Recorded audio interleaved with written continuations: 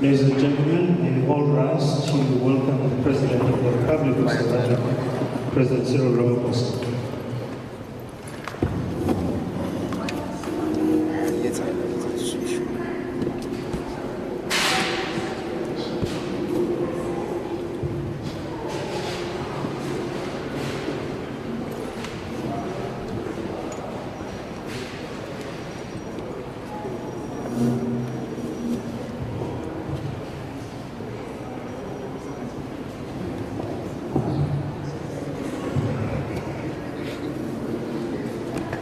Thank you very much. You may be all seated.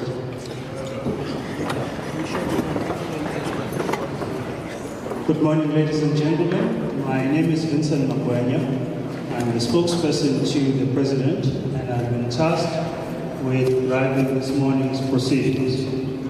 Let me first greet and acknowledge the President, His Excellency, President Cyril Ramaphosa, the ministers present, the Director Generals present, senior officials from various law enforcement agencies present, members of civil society that are joining us this morning, leaders of business that are also joining us this morning, senior officials of government, colleagues from the media, good morning. In an address to the nation, on South Africa's response to the coronavirus pandemic, which marked 100 days since the first case of coronavirus was identified in South Africa, Your Excellency, you outlined the measures we had taken as a country to fight the pandemic, which had caused massive disruption in the lives of our people, brought the economy to a standstill, and threatening the lives of millions. You went further, Mr. President, to define another pandemic that had been inflicted to citizens of our country. And you said, I quote, "It is with the heaviest of hearts that I stand before the women and girls of South Africa this evening to talk about another pandemic that is raging in our country. The killing of women and children by the men of our country." You went further, sir, and you said, as a man, as a husband, and as a father, I am appalled at what is no less than a war being waged against the women and children of our country. At a time when the pandemic has left us all feeling vulnerable and uncertain, violence is being unleashed on women and children with a brutality that defies comprehension. Close quote. Today, Mr. President, you are going to stand before the women and girls of our country as a man, as a husband, and as a father who has taken decisive action in leading our country's fight against gender-based violence. Your Excellency, this morning you are going to give hope to many that this country looks after its women and children. Today, sir, with your signature, you are going to express our multiplied intolerance against gender-based violence and femicide. In another address to the nation, on the response to the Commission of Inquiry into allegations of state capture, corruption and fraud in the public sector, on the 23rd of October 2022, Mr. President, you said, I quote, "We have established the NPA Investigating Directorate to prosecute state capture and other significant corruption cases, and now to further strengthen existing anti-corruption capabilities, the Investigating Directorate will be established as a permanent entity within the NPA. You went further, sir, and you said, having witnessed the proceedings of the State Capture Commission for close on to 4 years, you, the people of South Africa, naturally seek restoration, redress, and accountability.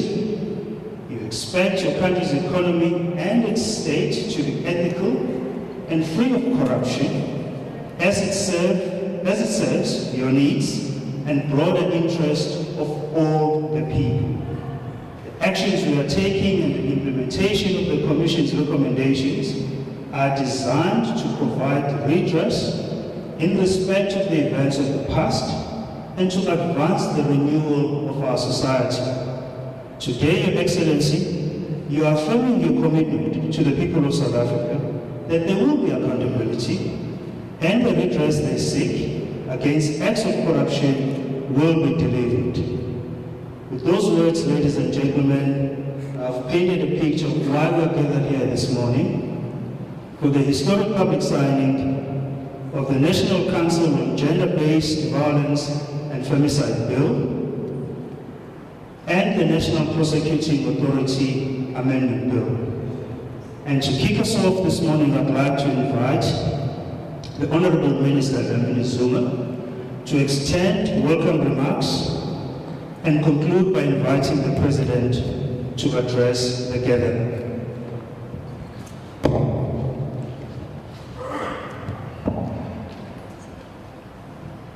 Thank you very much, Program Director.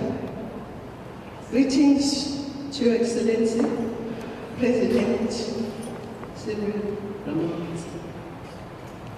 To the ministers who are here, I see Minister Kele, Minister Lamula, Minister Zulu, and Deputy Minister Jeffries, and all the other ministers that I may not have seen, and Deputy Ministers. To the DGs, I see the DG from the Presidency and other DGs. The DGs who are here and all government officials. But more importantly, all the members of the civil society who are stakeholders in the 2 bills that are going to be signed. And of course, the important members of the 4th estate who have to spread the word to the rest of the country and the world. It is my honor and pleasure to welcome you and thank all of you for joining us to this important event. This is a culmination of complex processes which have finally brought us here together for the signing of 2 bills, the amendment of the National Prosecuting Authority Act of 1998, which will obviously improve the capacity to investigate crime and to fight crime. And also the signing of the National Council on Gender-Based Violence and Femicide. May I just say a few words on that one? Because, as it has been said, it's a second pandemic which we must fight. As we fought COVID, today marks a historic milestone in the nation's relentless pursuit of justice and equality. As we gather here for the signing of the National Council on Gender-Based Violence and Femicide Bill into law, we honor the unwavering commitment of all those who have tirelessly worked to bring us to this moment. This bill was first introduced in Parliament in 2002, and we would like to thank the members of the Portfolio Committee and the members of the Select Committee who have really worked hard and also doing the public hearings to make sure that we come to where we are today, to the signing. The journey to this point has required collaboration amongst government, civil society organizations, private sector, other social partners, and most importantly, the survivors of gender-based violence. Their voices have guided our policies, inspiring us to strive for a society where justice prevails and the cycle of violence is shattered. In signing this bill, we also honor the memory of women and children who tragically lost their lives in the hands of men over the course of many decades. For many years, countless women and children have suffered unimaginable violence, and some have lost their lives due to actions of men. Their stories echo across time, reminding us of the urgent need for change. We pay homage to those whose lives were cut short, their dreams shattered, and their potential unrealized. As we reflect on their lives, we must channel our grief into action. It is our responsibility to challenge harmful norms, dismantle oppressive systems, and create a world where such tragedies no longer occur. By remembering those souls, we pledge to build a safer, more compassionate future for all women and children of this country, so that they can live without fear. As the President signs the bill into law, we recognize that our work is far from over. This legislation serves as a foundation for building a more safer and inclusive South Africa. It calls upon each of us to remain vigilant, not only to support survivors, but to prevent gender-based violence. We must break the silence wherever you are, where you see it. You mustn't be quiet. Let us reaffirm our government's commitment to a future where gender-based violence and femicide be the relics of the past. Together, united, we will create a society that values and protects the rights of all citizens. And at this point, I would like to thank all of you for being here and to invite and welcome to the podium His Excellency, the President of the Republic of South Africa, Mr. Cyril Madamela Ramaphosa. We know him, he doesn't need introduction, but we also know that he has led us in 2 summits against gender-based violence and has said that this scourge has now become a second pandemic. Over to you, Mr. President.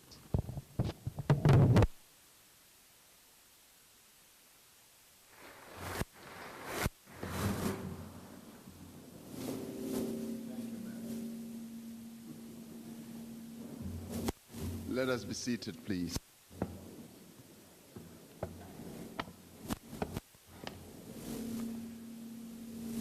Program Director, Mr. Vincent Magwenya, ministers and deputy ministers who are here present, and thank you, Mr.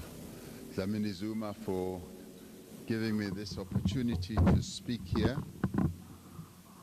Representatives of the respective portfolio and select committees in our parliament, senior officials representing the various agencies in our government, development agencies who are here, representatives of civil society, and members of the media and distinguished guests. Thank you very much for being brave enough to brave the winter morning to come through to this union buildings to witness the signing of these pieces of legislation. As you heard, today I'll be signing into law legislation that will in the end give effect to two undertakings that were made by this sixth administration, which is soon coming to an end in a few days, when it took office. The first undertaking was to capacitate and strengthen our law enforcement agencies, and particularly the National Prosecuting Authority, fight against corruption. The second undertaking that we made was to work with civil society, who are represented here today, with communities and other sectors to end gender-based violence and femicide. You will know that last week here at this very spot, we signed the National Health Insurance Bill into law. Soon after signing it, there was a flurry of opposition to the enactment of that law. And I'm hoping that today, much as you are not smiling, I'm not seeing any smiles, you are all so serious as the police and soldiers that I often see around, surrounding me. You are too serious for my liking. Now you are being proper South Africans. Now I'm hoping that once I've signed these two pieces of legislation, there won't be the same flurry of opposition that we experienced when the National Health Insurance Act was enacted. We have previously held public signing ceremonies for important legislation, for instance, like the national minimum wage and the constitutional amendment to make South African Sign Language our 12th official language. The public signing of transformative legislation promotes transparency and accountability. It helps to ensure that the citizens of our country do become aware of the laws that affect them, that they understand what these laws are all about and what they entail, and also to understand that through the enactment of these laws, they, the citizens of our country, will be better empowered to exercise their rights under these laws. Now, there are many other laws that I sign. Like I will be signing a few more laws before the full end of this, or the last day of the term of this administration. But some of those, yes, do impact on the lives of our people. But those that we've decided to sign more publicly are those that directly impact on various processes, such as the two that I have enumerated.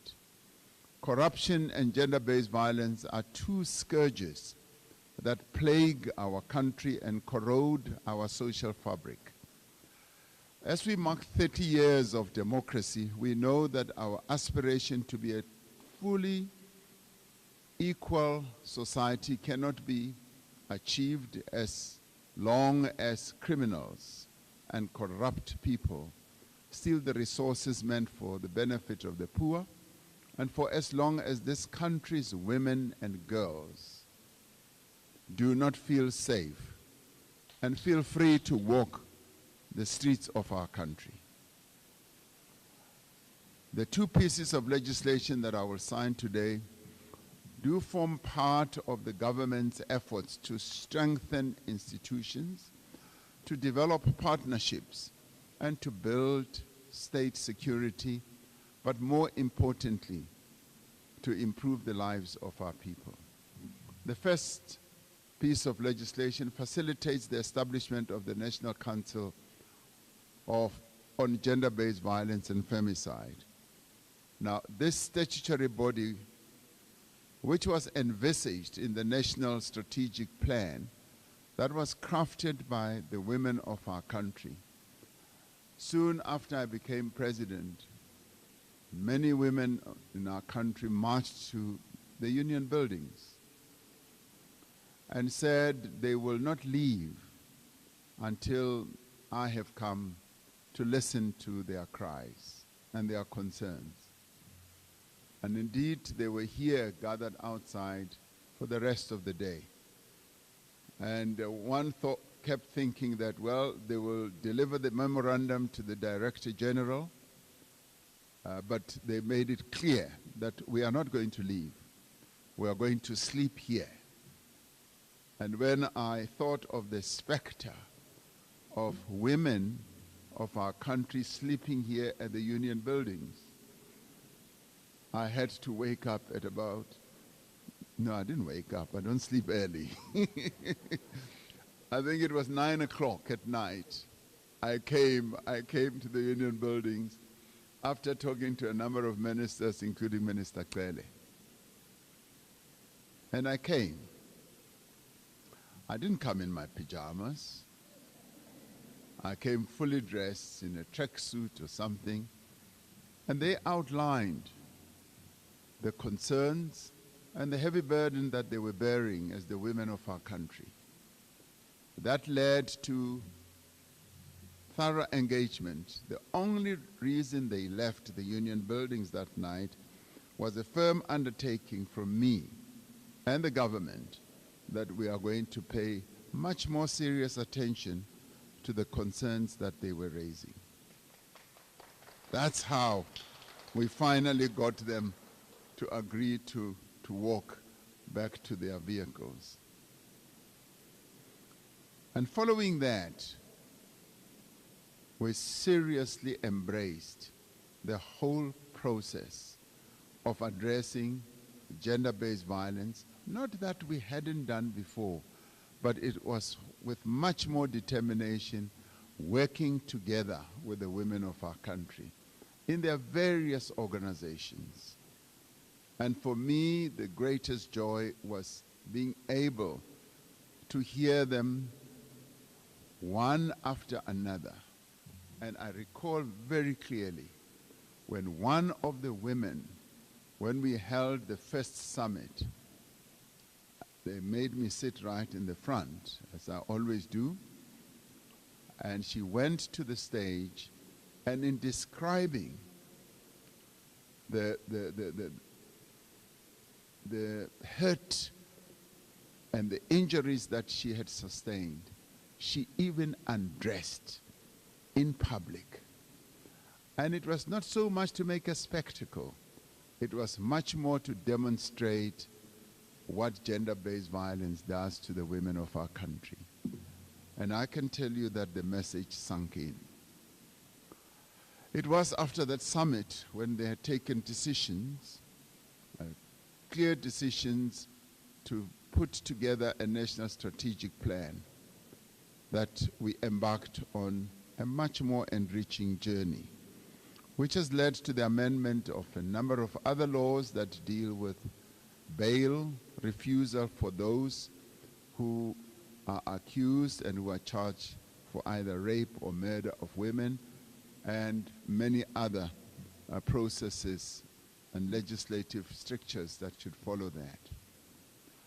Now today, the statutory body that will be part of this act will coordinate and provide strategic leadership to fight against gender-based violence and femicide. It will be multi-sectoral, drawing on the experience and expertise of a number of stakeholders, including civil society, labor, and business. Now, establishing this council was one of the resolutions, as I said, of the first presidential summit on gender-based violence and femicide, which I convened in 2018.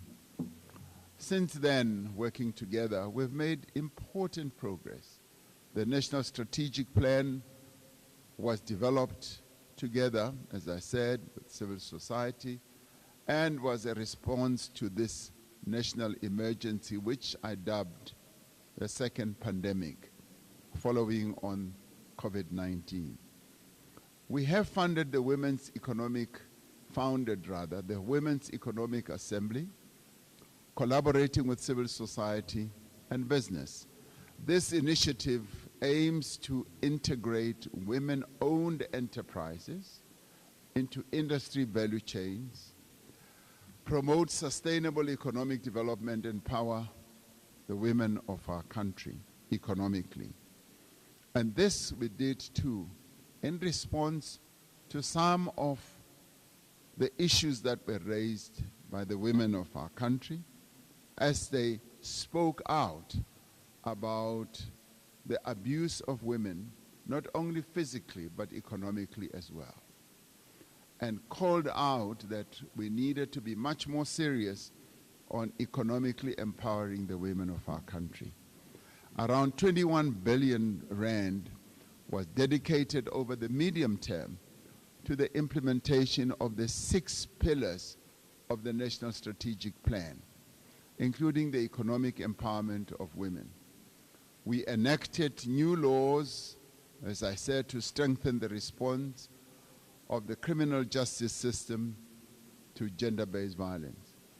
We have worked to improve the support provided to survivors of gender-based violence through the establishment of the new Tutuzela care centers. And it's always a joy whenever I meet with the director of the NPA, when she comes to tell me about the work that is being done also by the NPA, working together with others, about Tutuzela centers. We have now new sexual offenses courts, and the Minister of Justice always briefs me on the setting up of these courts and how dedicated his own department has been in ensuring that these courts are set up and built, as well as victim-friendly rooms. And I've been to some of those victim-friendly rooms in some of the courts, and particularly in one court where he took me. Also, the Minister of Police, as he has taken me to various police stations around the country where they have these victim-friendly rooms with dedicated police officials that now work on a full-time basis on gender-based violence cases. Now, through these efforts, we have seen improvements in the conviction rates and in stricter sentencing. We are not yet where we ought to be. Now, while this progress is welcome, our greatest task is to prevent gender-based violence, as Minister Dlamini Zuma said. We need to prevent gender-based violence from being perpetrated in the first place. And of course, bearing in mind that most of these dastardly criminal acts happen in the privacy of the homes or places where two people often are. But some are so ghastly and offensive that they happen in a much more public place, like the women who were raped on a mine, in a mine area where illegal mining was taking place on the West Rand. We want to end, once and for all, the violence that men perpetrate against girls and women. That is why everyone in society needs to be involved. Even as we have made progress in implementing the National Strategic Plan, we've also recognized the need for the national response to be more coordinated between the different stakeholders. We need a national effort that is much more inclusive, more focused, and more importantly, a response that is better resourced. We are confident that this council that is now being legislated to come into existence will provide much of what we need and will further strengthen the national effort to eradicate violence against women and children. Now, I wish to congratulate Parliament, and I wish to congratulate the Department of Women, Youth and Persons with Disabilities, and indeed other government stakeholders, to also congratulate development partners and the UN agencies for their efforts to bring us to this point. The Department of Social Welfare also continued to play a very important role, and indeed the Department of Justice did also. I wish also to thank civil society organizations whose tireless advocacy for this council to come into being has really borne the fruit that we are now signing into law today. And thank you very much for the work that has been done in this regard. Now, I do believe now that we will continue to count on your support, as well as the support of labor and business in this all-of-society effort to combat the pandemic of gender-based violence. Now, young boys at a school, and I forget the name of the school for this moment, came up with this initiative of signing, what did we call that? A pledge. St. Benedict School. Young boys came up with this initiative to get men to sign a pledge. And the pledge was quite informative and very inspiring, where they said they'd like the men of South Africa to sign a pledge, amongst other things, that they will never raise their hands against women, they will respect women, they will recognize the role that women play in our society, and that they will not rape the women of our country. During my election campaign, I have been speaking about this, and I've been saying that the men of our country should zip up, and they should stop killing the women of our country. And I do believe that the initiative that has been started by these young boys should be taken to a much higher level. As Cabinet, we did decide that we would like to sign to this pledge, and we look for an occasion where we would do so more publicly. And I do believe that in the 7th administration, I would like to see that happening, where the men of our country will be brought together to sign the pledge, similar to the one that these young boys initiated. But it was also inspiring to hear women also saying they would also want to participate in signing a pledge, and a pledge that they would also sign alongside men. So I do believe that we are going to start getting on with doing a number of things. Start various initiatives, Minister Dlamini Zuma, that will lead to the curbing of incidents of gender-based violence and raising the level of consciousness so that we can prevent occurrences of gender-based violence. Ladies and gentlemen, the signing into law of the National Prosecuting Authority Amendment Bill will establish an investigating directorate against corruption as a permanent entity within the NPA. It has been 5 years since we established an investigating directorate within the NPA to investigate cases of corruption and other serious crimes arising from the Commission of Inquiry into State Capture. These are 5 years in which great progress has been made. To date, the investigating directorate has taken 39 state capture and corruption cases to court, involving 212 accused persons and 68 accused entities. In the last 5 years, the NPA has also secured the conviction of almost 700 government officials for corruption. The NPA's asset forfeiture unit has restrained and preserved state capture assets to the value of more than 14 billion rand. Now that is a great achievement. Over 6 billion rand has been recovered so far.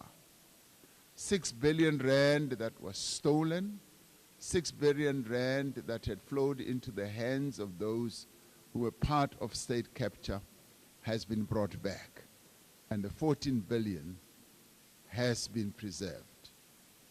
Now the Investigating Directorate Against Corruption will be a permanent prosecution-led agency with full criminal investigation powers. And this is important.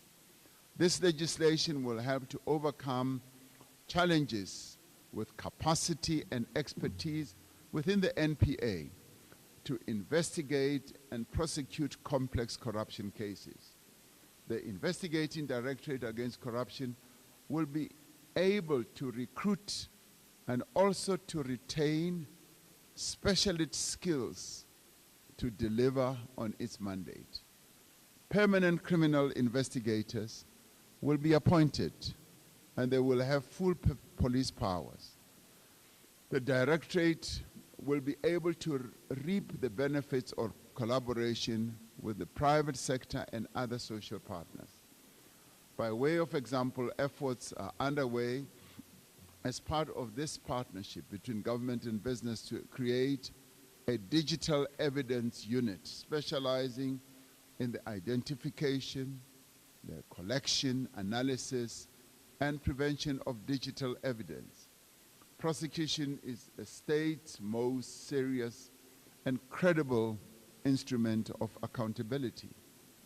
When prosecutors obtain convictions before independent courts for serious crimes like corruption, they not only hold those persons accountable, they also strengthen the rule of law, which we are all, as South Africans, supposed to have subscribed to by recognizing the importance and the role that our Constitution plays in the body politic of our country. Today, we are taking another step in our quest to promote accountability and consequence management as well.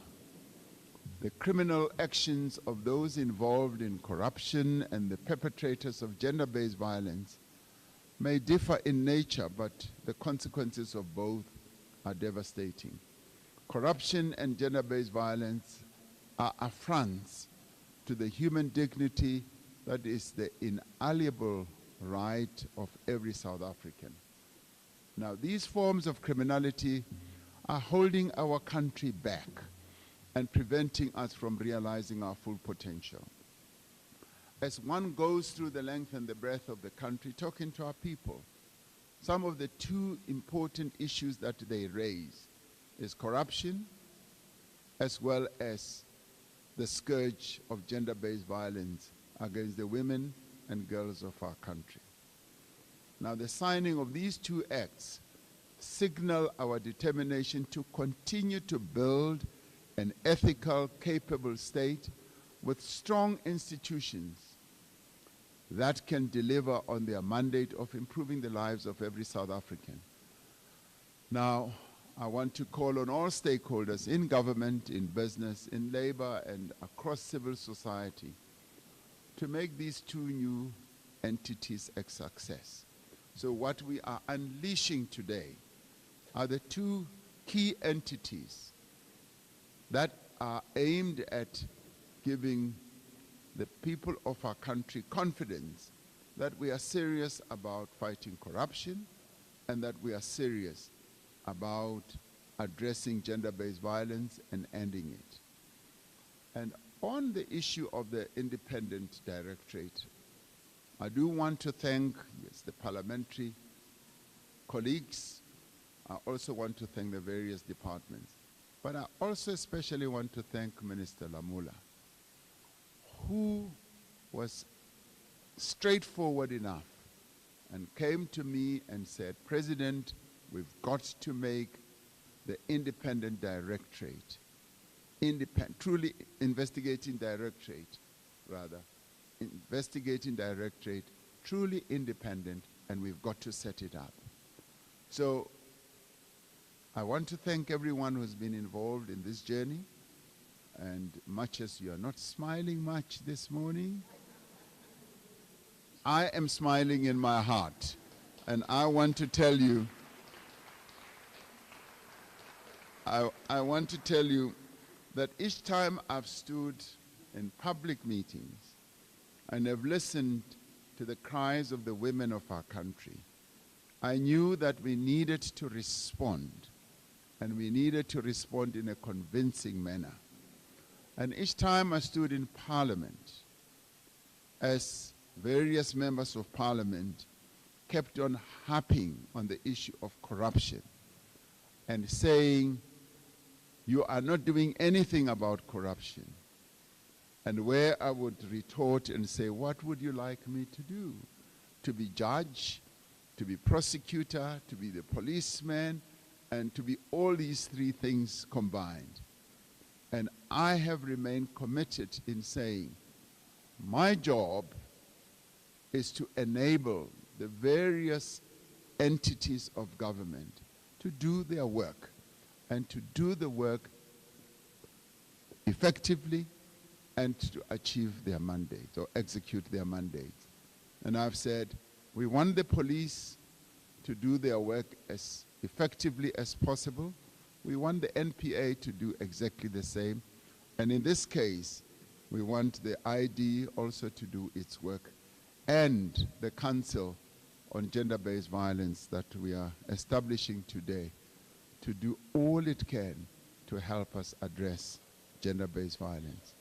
So this morning, I am a happy president. I'm a very happy president. And as I sit down, lift that pen, and this is one pen I will not say I've been looking for. I knew it was coming.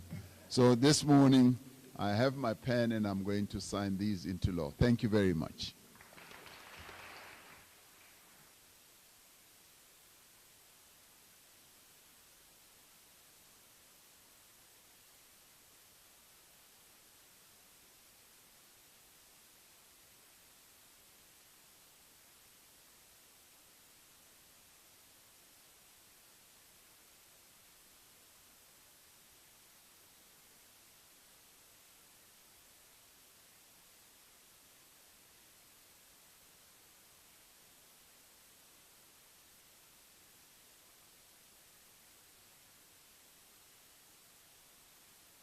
And join you as you sign, sir. No, they won't stop you.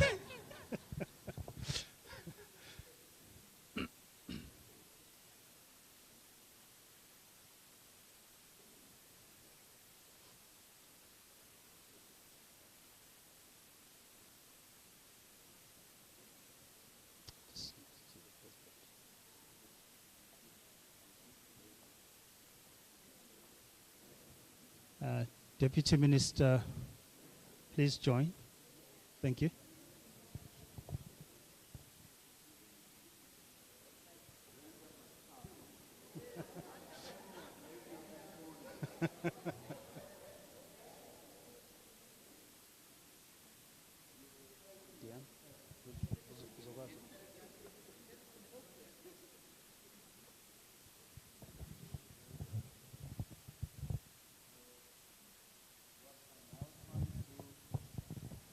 What is called the President's Act, number 145 of 2024, 2024. I hereby, in terms of section 84(2)(a), read with section 79(1)(a), of the Constitution of the Republic of South Africa of 1996, I sent to the National Council on Gender-Based Violence and Femicide Act, Act number 9 of 2024, and signed the English text thereof. given here under my hand at the Union Buildings on this day of 2024, the 24th on this day of May 2024. And they say, sign, President, which I now do.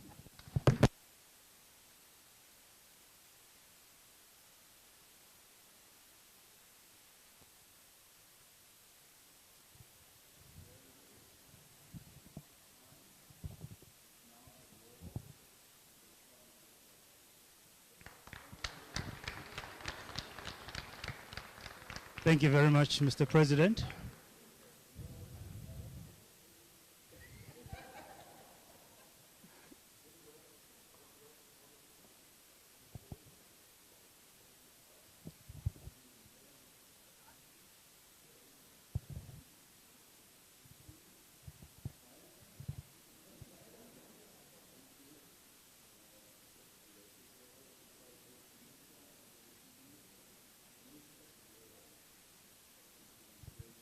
Okay, now, ladies and gentlemen, as the President is thanking the team, we will now proceed to the signing of the National Prosecuting Authority Amendment Bill. At this time, I'd like to invite Minister Lamola.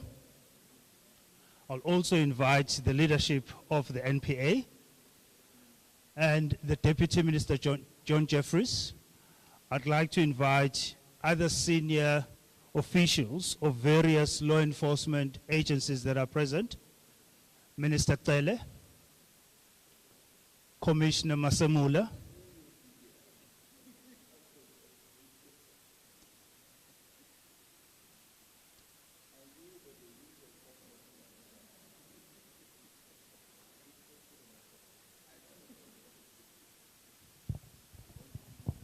Yes, indeed.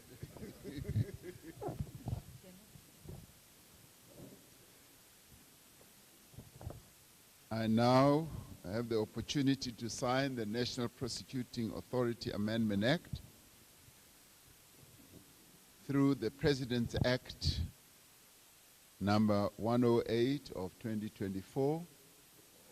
I hereby, in terms of Section 84(2)(a), read with Section 79(1) of the Constitution of the Republic of South Africa, 1996, assent to the National Prosecuting Authority Act 2024, Act number 10 of 2024, and sign the English text thereof.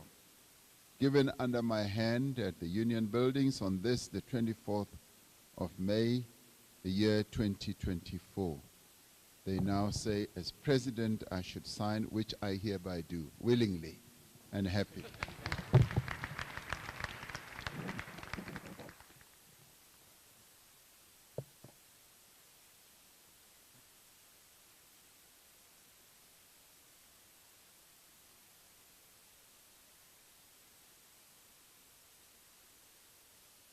It is now the law of the Republic of South Africa. Thank you very much. Thank you very much, Mr. President. Just a program note, as the President thanks the team. After the President takes leave, we will have a media Q&A session, which my colleague Crispin Perry will facilitate, with Minister Lamola, joined by the NDPP. Should there be a need to further clarify various aspects of the Act.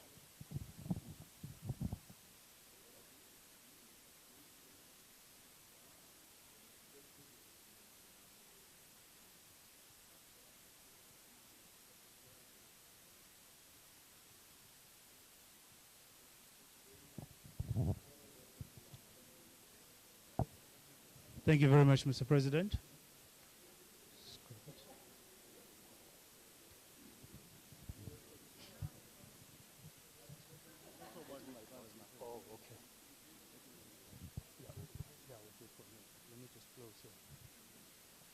Ladies and gentlemen, we've come to the end of the proceedings, and we would like to thank everyone who's made the time to join us this morning.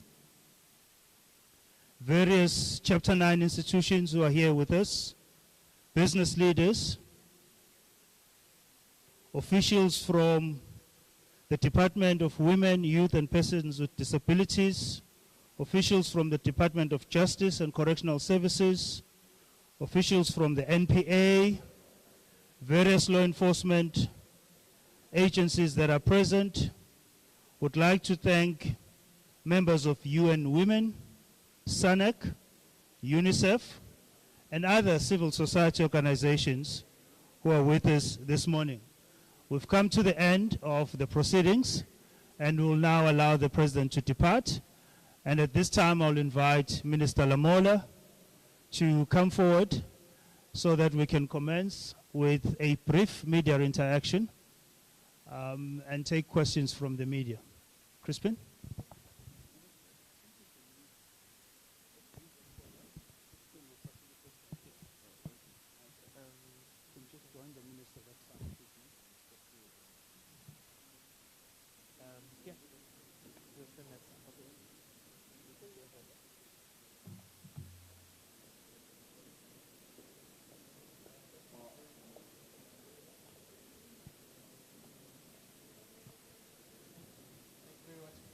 I'm not sure if this is on. There we go. I will then now open just quickly for a round of questions. I think Minister and NDPP, the President had outlined quite strongly what the Act is about and what it would achieve. I'll just then open to our media colleagues to present their questions to the panel that is led by the Minister. Any questions, colleagues? None. It's very clear. Mr. Goge and team, none? Thank you very much. Okay, I think then we're done.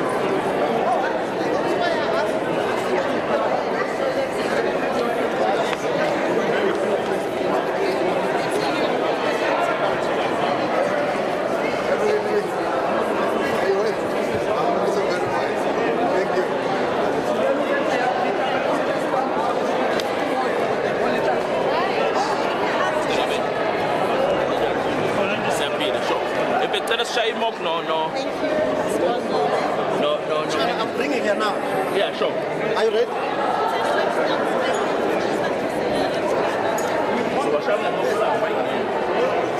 So,